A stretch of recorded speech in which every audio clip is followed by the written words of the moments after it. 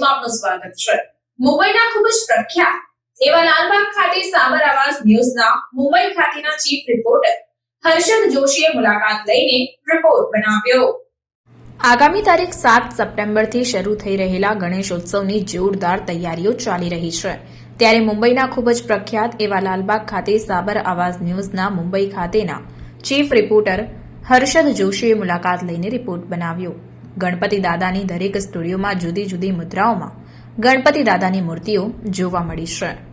વધુમાં જાણવા મળ્યું કે આ વર્ષે 1 ફૂટથી ચાલુ થઈને લગભગ 3 ફૂટ સુધીની મૂર્તિઓ ઘરોમાં લાવવામાં આવે છે। તે 2000થી શરૂઆત થઈને ₹5000 સુધીની મૂર્તિઓ બનાવવામાં આવી। હવે ફક્ત 1 મહિનો બાકી રહ્યો છે, ત્યારે પરિવાર સાથે જઈને લોકો પોતાના ઘરે જે મૂર્તિ લાવવાના છે તેના માટે ઓર્ડરો આપવા અહીં આવે છે, માટે દરેક જગ્યાએ ભીડ દેખાઈ રહી છે।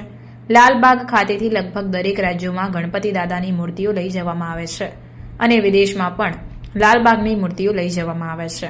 મોટા સાર્વજનિક મંડળની મૂર્તિઓ પણ હવે પોતાના મંડપમાં લઈ જઈ રહ્યા છે, ત્યારબાદ તેઓ ડેકોરેશન અને લાઇટિંગ કરશે તેમ જાણવા મળ્યું। આ વિડીયોમાં જે મૂર્તિ લઈ જવામાં આવી રહી છે તે લાલબાગથી સુરત ખાતે જશે। 12 ફૂટથી લઈને 15 ફૂટ સુધીના ગણપતિ બપ્પા બનાવવામાં આવી રહ્યા છે। લાલબાગ મુંબઈ ખાતે ગણેશોત્સવ મનાવવામાં આવતો હોય છે, ત્યારે ગણેશજીની મૂર્તિ બનાવવા સ્થાન પર ચીફ રિપોર્ટર હર્ષદભાઈ જોશીએ મુલાકાત લીધી હતી। રિપોર્ટર હર્ષદ જોશી, મુંબઈ।